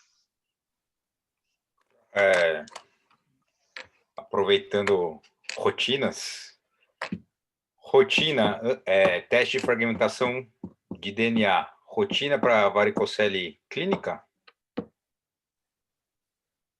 Eu também acho que eu posso dar uma opinião bem enviesada também em relação a isso, porque eu dei uma das aulas aí que o Leandro comentou em relação à fragmentação de DNA, então eu estudei um pouquinho o assunto, eu fiz inclusive uma revisão que a gente publicou aí, inclusive um capítulo do livro. A fragmentação de DNA é um problema na nossa vida, na verdade, né? Porque ela poderia ser a nossa solução e a gente não acredita muito nela. A gente tem exames que não são tão confiáveis, se faz o mesmo exame no mesmo paciente em outra clínica, o exame vem diferente, e a gente não consegue confiar nesse resultado, mas a gente está louco para confiar nesse resultado, porque a gente já sabe que o espermograma sozinho não serve. Igual a gente já sabe que a 17-progesterona vem nessa mesma linha, né? O espermograma sozinho não serve. A gente precisa de um marcador melhor de fertilidade, né? E a gente não tem esse marcador melhor de fertilidade. Então, a fragmentação de DNA é outra coisa que eu peço muito. Eu ainda não peço, não está inserido totalmente na rotina, mas tem alguns perfis de paciente que eu peço sempre. Então, paciente com varicocele eu peço sempre. Coincidentemente, eu atendi um paciente hoje que veio de outro colega. Ele tem varicocele grau 3 à esquerda, grau 1 à direita, tem diminuição do testículo à esquerda, é infértil. O espermograma dele é super variável, tem um espermograma muito normal, um espermograma ruim, super variável, fragmentação de DNA por túnel do Fleury, 67%.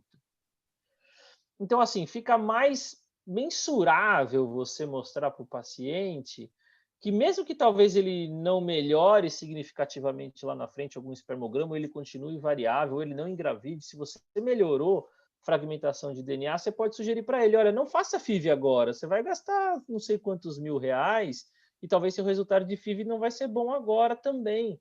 Então, opera a varicocele, melhora o que a gente puder melhorar e tenha a sua melhor chance lá na frente. Eu acho que é o nosso papel, até como para resgatar, né? Eu fiz esse comentário no chat quando a gente estava conversando ao vivo no congresso, com Jorge Alac, com Sandra Esteves, com grandes nomes da infertilidade e da andrologia. Eu falei, a gente precisa resgatar a andrologia, valorizando a andrologia, dando justificativa para a gente falar, olha, o que eu posso fazer de melhor pelo paciente, mesmo que esse paciente vá para a FIV, que ele não esteja na minha mão. Eu, por exemplo, sou um infertileuta menos completo que o Edson Borges, por exemplo, que o Matheus, enfim, que outros que façam as duas partes.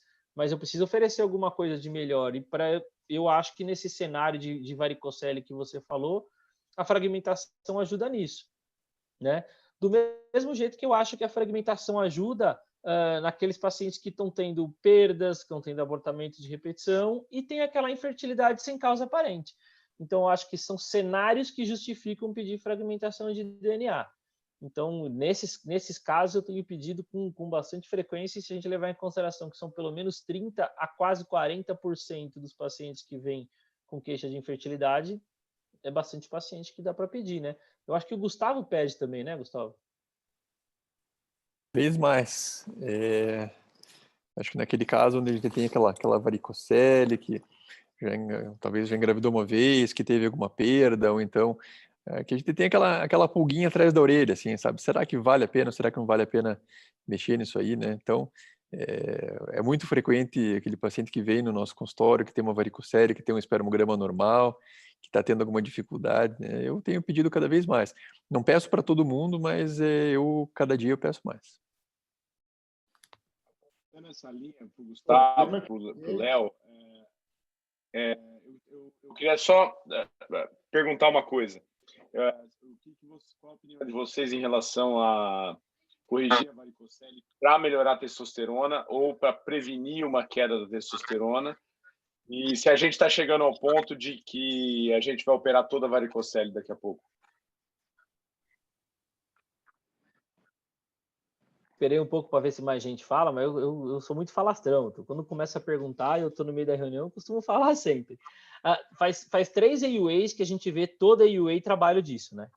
Toda AUA tem trabalho disso. Toda AUA vem lá um grupo que operou paciente com varicocele, avaliou testosterona pré e pós, testosterona pós veio mais alta. Mas a gente não consegue ainda justificar isso clinicamente, né? Nenhum dos trabalhos avaliou se é sintoma, nenhum dos trabalhos avaliou, não foi indicado por causa disso, foi indicado por outra coisa. Então, apesar de operar esse paciente ter um aumento da testosterona, a gente ainda não consegue confirmar que isso é clinicamente relevante, né? Eu acho que pode ser que sim, faz sentido, né? Tem uma lógica, porque a gente está pensando em melhorar o ambiente testicular, né? Do mesmo jeito que a gente pensa em tratamento clínico, em qualidade de vida, em melhorar o sono, em melhorar a eixo hormonal, mesmo na aula do Guilherme, ele falou, poxa, o que tem a gente eventualmente fazer com que aquele cara que quer usar testosterona e de repente a gente usar HCG para melhorar esse ambiente testicular, a gente tem que aprender, de repente a gente tem que saber, tem o protocolo lá do japonês, lá do Yashia, que dá altas doses de HCG, pô, como é que a gente vai... A gente tem que aprender a fazer isso. Então, eu acho que melhorar o ambiente testicular faz parte. E se isso vai refletir em melhorar a testosterona sintomática, eu ainda não sei, mas faz parte. O Caio Schmidt está na linha. Caio, liga a sua câmera e faz o seu comentário, por favor. Oi, boa noite, Henrique. Prazer aí estar participando com vocês. Estão me ouvindo? Sim, estamos ouvindo, só não estamos te vendo. Tá. Não, eu queria falar sobre a fragmentação do DNA, acho que é um exame que a gente tem usado cada vez mais mesmo, e já é rotina mesmo, nos casos que eu escrevi ali no chat, não queria interromper ali a conversa, mas casos como varicocele, homens acima de 40 anos, aquela infertilidade que tu não sabe explicar muito bem, acho que é um exame que vem nos acrescenta bastante, né? Então, eu tenho solicitado como rotina mesmo. Tá ótimo. Agora, uma outra coisa de prática clínica aqui, só para tirar uma dúvida em relação àquele bastidores que eu confessei para vocês. Terapia de reposição de testosterona em vigilância ativa. Vocês estão confortáveis? Olha, eu vou te falar que eu gosto de terapia de reposição de testosterona, eu também estudo um pouco essa questão do hipogonadismo. Eu acho que o paciente estar eugonádico vai ajudar em todas as situações, vai ajudar num peroni melhor, vai ajudar na disfunção erétil, vai ajudar na infertilidade. Agora, o câncer de próstata ativo, eu sinceramente tenho minhas restrições. Não sei o que vocês acham, se aquela teoria da saturação é realmente crível para câncer ativo. Mas, Leonardo, qual seria a indicação de você fazer uma reposição de testosterona no CA ativo? Por que se o Morgenthaler deu a justificativa na aula do porquê ele começou a pensar nisso, né?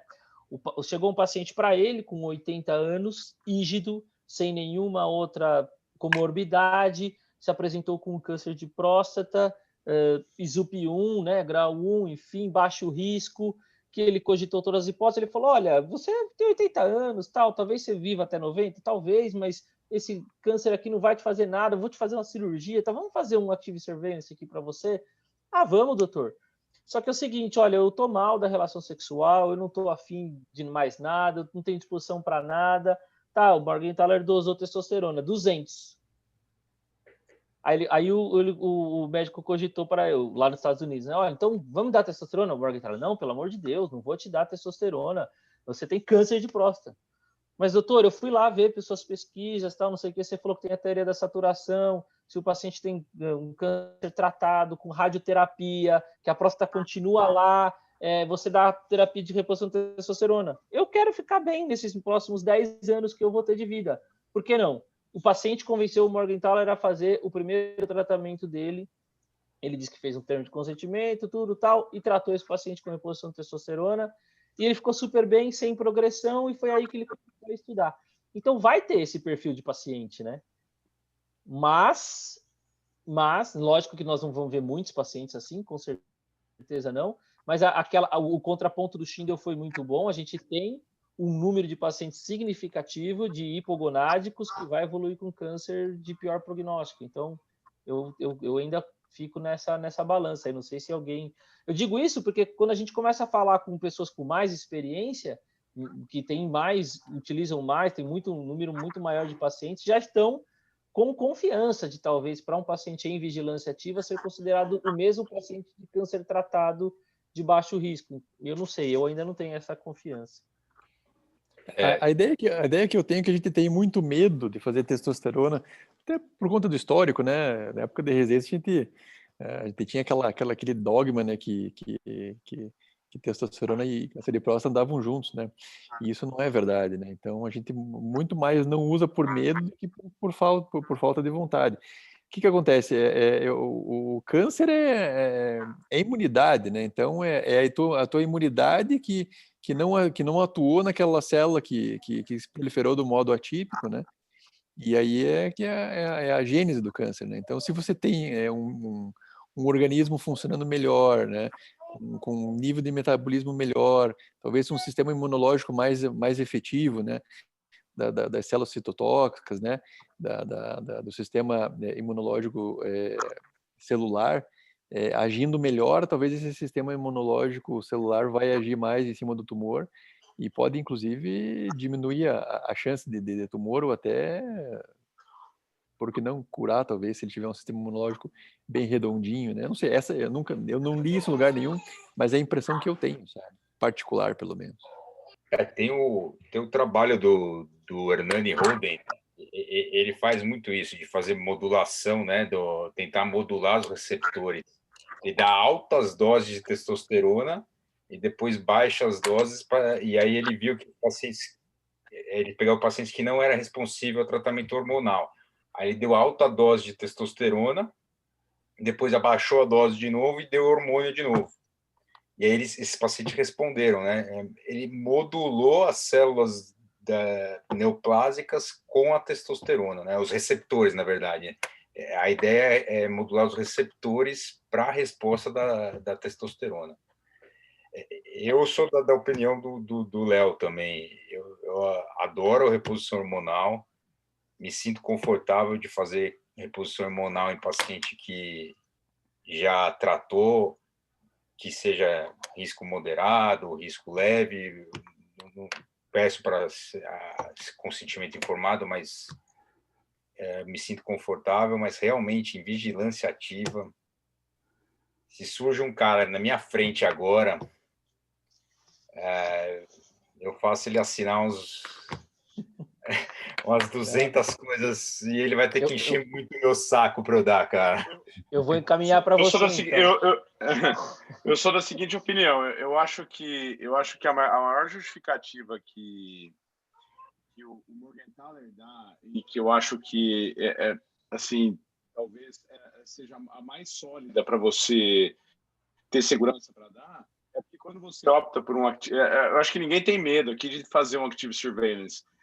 E quando você vai fazer um Active Surveillance em alguém, eu duvido que alguém aqui já tenha dosado a testosterona de alguém que vai fazer Active Surveillance para saber o nível. E se essa pessoa tiver uma testosterona de 600, você não vai bloquear essa pessoa porque você tem medo dessa pessoa desenvolver um crescimento mais rápido. E o Morgenthaler fala isso, inclusive ele falou isso no ponto contraponto dele. Ele deu o exemplo de 2 irmãos gêmeos que têm testosterona, que têm câncer de próstata igual. Um tem testosterona de 600 e um tem de 200. E aí o de 200 está super sintomático e pergunta para ele, E por que o irmão dele tem a testosterona de 600, que ele devia baixar a testosterona do irmão dele para ele não correr risco. Então, se a gente não pede testosterona para alguém que vai fazer active surveillance, quer dizer que a gente não está preocupado com o nível de testosterona dessa pessoa. Isso, eu acho que é a maior justificativa que a gente possa ter essa segurança. Mas quando a gente vai pensar na prática, o que o Léo falou, eu acho que cai muito nessa dúvida mesmo. A gente tem medo. E eu acho... quem já indicou active surveillance para um paciente sabe que é difícil você convencer um paciente do active surveillance. Já não é fácil você convencer ele disso. Quão mais difícil vai ser você convencer ele que ele tem um câncer, que ele não precisa tratar, que ele vai viver com câncer e que ele ainda pode dar testosterona para e que isso não vai piorar o câncer dele. Então, eu acho que, na prática, é difícil você convencer um paciente disso. Mas, se você for pensar nas justificativas do Morgenthaler, é muito difícil você contestar. Muito difícil. Mas a única coisa, Marcelo, que eu acho dessa teoria do Morgenthaler é que a gente não sabe se esses pacientes com câncer de próstata têm o mesmo perfil da teoria da saturação, se os receptores desses pacientes respondem da mesma forma dos pacientes que não têm câncer de próstata, entendeu? Pode ser que esses receptores sejam anômalos e respondam muito mais e aí dissemina o câncer, entendeu? Acho que essa é a minha dúvida num paciente com câncer de próstata ativo. Que é o contraponto do Schindel, né? Porque que é o contraponto do Schindel, porque se você fala que o paciente com hipogonádico vai ter um câncer de próstata mais grave, né? A gente poderia até talvez extrapolar para a observação do Gustavo. Então, talvez será que se eu transformasse esse paciente em eugonádico, eu ia evitar o câncer de próstata desse paciente? A gente também não sabe, né? É uma linha de raciocínio interessante, né? É uma questão interessante. O Gustavo tem toda a razão, né, nessa dúvida dele, porque é isso. Será que eu transformar um paciente eugonádico, então, que está hipogonádico lá a partir dos seus 50 anos, 50 e poucos anos, mas talvez nem sintomático ainda, eu vou prevenir esse desenvolvimento de câncer de próstata dele ou não? Como é que eu vou modular esse receptor, eventualmente, trazendo esse paciente para um nível de responsivo melhor? Enfim, eu acho que é um cenário interessante para si, até como pesquisa, né? Tá ótimo, então, gente. Alguma pergunta mais? Comentário? Caio, quer fazer mais um comentário aí, Caio? Francis? Ô, Henrique, muito boa apresentação. Só queria fazer duas colocações rápidas, por causa do horário também. Em relação à onda de choque peniana para Peyronie, eu acho que ainda falta muito estudo e se o pessoal começar a empenhar nas ondas de choque em algum centro universitário, aí nós vamos ter uma surpresa muito boa, eu acredito. Porque, na minha casuística aqui, os pacientes que eu faço a onda de choque peniana, a resposta clínica deles é muito boa, entendeu? E não é só a melhora da dor peniana, eles melhoram a qualidade da ereção. E prova isso, o paciente queria dar continuidade ao tratamento, entendeu? Se ele não estiver sentindo uma resposta, ele não ia querer dar continuidade, né? E é lógico que a resposta é subjetiva, mas a gente tem que levar também para o lado prático, né? Se a pessoa está se dando bem, está respondendo bem, eu acho que tinha que estimular um pouco mais esse trabalho em cima de OCP. A gente chama aqui de OCP onda de choque, né? A litrotripsia peniana. E a outra coisa que eu também... Você já observou uma desangulação, uma melhora da angulação? A dor melhora muito mais do que a angulação, mas eles relatam a melhora na angulação peniana também. E isso é um fator importante, essa melhora na angulação peniana, entendeu? E outra coisa que eu tenho observado aqui também é os pacientes que, às vezes, com a varicocele grau 3, e fazendo prova de fragmentação espermática. Eu acho que o primeiro passo é operar a varicocele desse paciente. Às vezes eles vão no centro de fertilidade, o colega já está pedindo prova de fragmentação, não faz pelo plano, um exame caro, e o primeiro passo que eu faço é dar opção cirúrgica de varicocele, primeiro corrigir esse defeito, essa anomalia, né? E depois, é lógico, no segundo tempo, dar continuidade ao tratamento. Mas se você tem uma varicocele, você vai ficar fazendo prova de fragmentação espermática, né? Acho que o primeiro passo é corrigir a varicocele. Então é isso. Francisco, fecha a porta ali, meu filho. Só um detalhe, Francis, A minha colocação é essa. eu concordo plenamente com você, mas o meu ponto de vista, então, é que provavelmente esse colega que está pedindo fragmentação, ele não é urologista. Pelo contrário, Não, ele é ginecologista que faz disseminação. E sabe por que ele pede fragmentação? Para vir normal, para falar que você não precisa operar.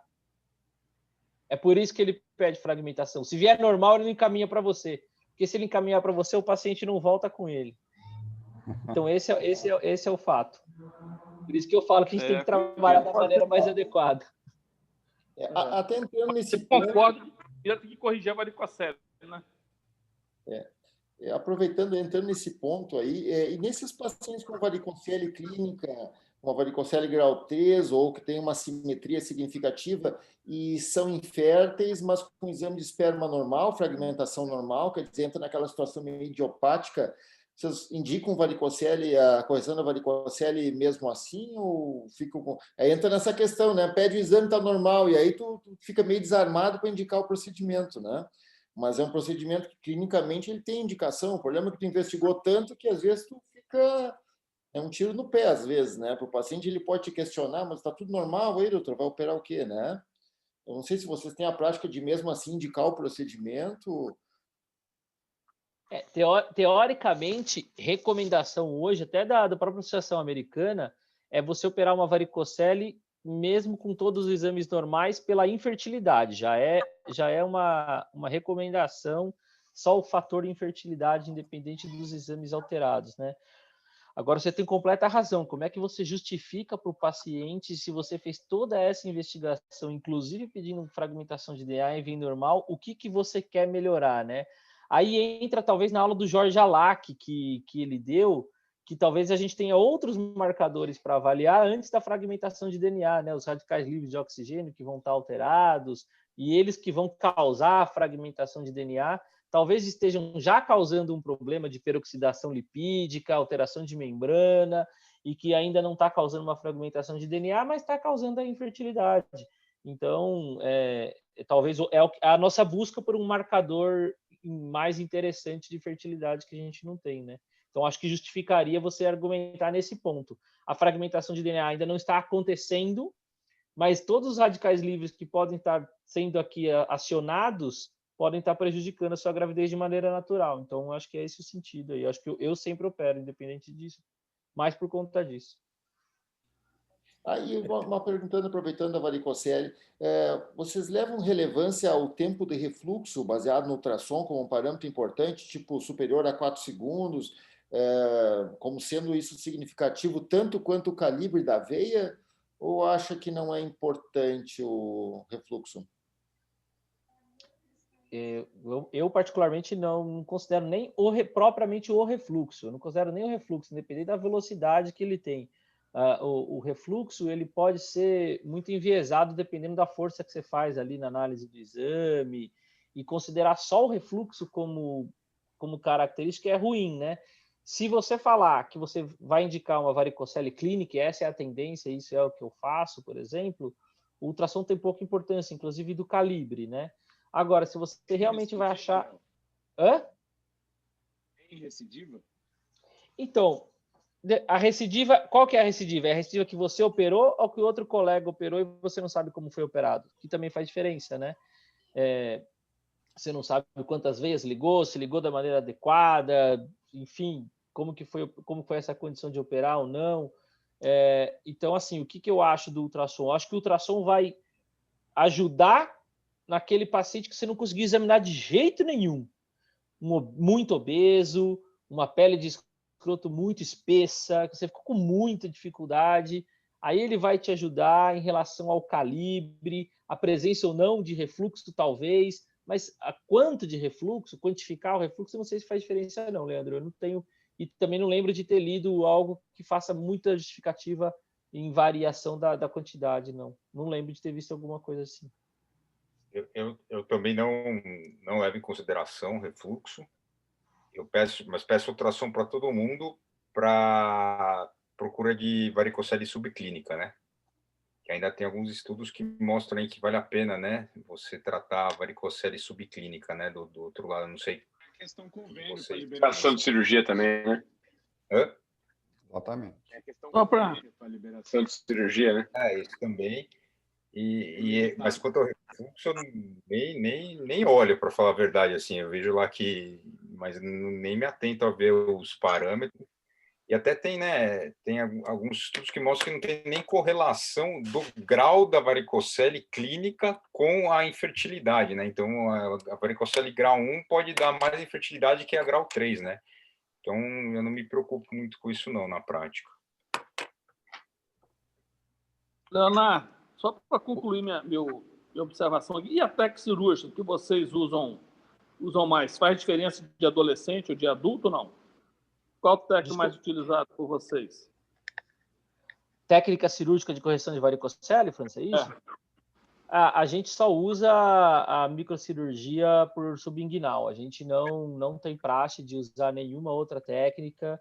A gente até tem desenvolvimento lá da parte laparoscópica, opção de fazer por via de acesso laparoscópico, mas quando a gente está falando de varicocele por indicação de fertilidade, a gente só usa técnica microcirúrgica subinguinal. Microcirurgia. Microcirurgia, obrigatoriamente microcirurgia, não é nem lupa, é microcirurgia mesmo, e subinguinal. Faz toda a diferença. A única coisa que faz diferença é usar, tem trabalho, já bastante trabalho sobre isso, é usar alguma magnificação. Eu não estou nem defendendo usar microscópio, pode ser lupa, tá? Se tiver uma lupa, pode usar lupa, mas usar alguma magnificação. Agora, quando a gente usa uma magnificação com microscópio, ainda mais se for um microscópio bom, né? No nosso serviço lá, o nosso microscópio ele é razoável, mas quando você vai para a rede privada que você consegue um ZEISS bom, que a Neuro usa, que, enfim, a gente consegue ligar muito mais vasos, e isso a gente sabe que faz diferença para recidiva. Aí sim, Cabrini, para recidiva faz diferença. Por isso que eu falo, depende de quem operou, né? Vou até fazer um comentário sobre a técnica cirúrgica, não sei se vocês usam, mas acho que há uns 5 anos aí que eu adquiri o microdoppler e uso de rotina, e eu acho ele fantástico, assim, ele te dá uma segurança muito maior, tu isola tanto a principal, que na verdade a subinguinal às vezes já ramificou, né, 2, 3 artérias ali, aí tu isola e tu fica com muito mais coragem, né, em ligar veias de calibre bem pequeno, né, tu faz uma ligadura bem ampla, fico bem mais seguro. Não sei se vocês têm a rotina de usar o microdoppler. Eu não uso, mas a impressão que eu tenho é essa também, que você te dá segurança de ligar esses mais fininhos aí. Acho que o Gustavo usa, né, Gustavo? Eu tenho vontade de começar a usar, mas eu não comprei ainda e eu tenho um pouco de receio de quanto que isso vai me custar, até do ponto de vista de esterilização dos probes e tal. O custo disso não é um custo muito barato, né, Leandro? Na verdade, eu vou te dizer que no fim acaba não sendo caro. Ele não é regulamentado aqui, né, no Brasil, né? Eu trouxe ele dos Estados Unidos, mas os probes, eles teoricamente eles são descartáveis, né? Mas não tem como reesterilizar os probes, né? Se for comprar o probe individual, ele custa $100 cada um. Então, o que eu faço é com uma capa estéreo, né? Com dedo de luva plástica, né? Eu adapto na ponta com um pouquinho de xilocaína gelé dentro do dedo e tudo mais, e por fora, e funciona perfeitamente. Já vi outros colegas também dizendo que faz dessa forma, então ele fica mais ou menos permanente, né? Porque os probes ele tem uma vida útil, né? Bom, eu uso os mesmos, comprei com 5 probes e uso os mesmos até hoje perfeitamente, assim, né? Então acaba que não é um valor assim, não encarece, né? Vale a pena o investimento, do meu ponto de vista. Você lembra quanto que você pagou nos Estados Unidos, Leandro? Eu paguei uns $2.000. Na verdade, eu até não me encorajei em trazê-lo, porque na mala, né? Porque como ele não é regulamentado aqui, pudesse ter algum problema na alfândega, aí eu achei, até posso passar para vocês o contato de um brasileiro que mora em Miami, que ele vende material médico e ele manda para cá. Eu não sei como é que ele faz para entrar, mas eu sei que chega do Sedex em casa. Ótimo. Ele bota, e no fim foi assim, e me ajuda bastante. E é um dispositivo simples ali. Como é que funciona, Leandro? Eu não conheço isso. Como é que é? O microdoppler eles têm probes, ele tem um probe de 2 milímetros na ponta, né? E ali tu vai mensurando, tu vai avaliando os vasos, né? E se tem fluxo, se não tem, para identificação da artéria, né? Então, é aquilo que eu não estava conversando aqui. Tu fica E aí você consegue identificar o fluxo pulsátil em vez daquele fluxo contínuo, entendeu? total, sim, Lá em Miami é rotina, eles não operam sem microdoppler. Você sabe aquele você sabe que ainda vi, você sabe aquele Doppler que os vasculares levam embaixo do braço, com tudo quanto é lugar? Mais ou menos o mesmo princípio, só que o probezinho é pequenininho, né? Para você poder usar outra frequência, né? Mas não funciona aquele. Eu até pesquisei na época, vou arrumar um desses, uma forma de usar ponto estéreo, mas esse é 20 MHz, ele tem uma outra frequência que é para ser contato direto no vaso. Então, é outro dispositivo, assim. É uma outra função.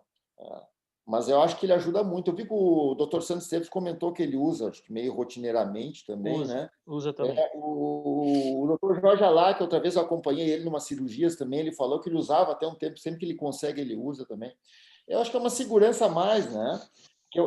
Na verdade, a ideia que eu tenho é que aquela veia bem fina é a recidiva de amanhã, né? Então, tu ligar só aquelas grandes ali, e aí na outra tu fica meio na dúvida, né? E aí já deixa ali, daqui a pouco é recidiva, né?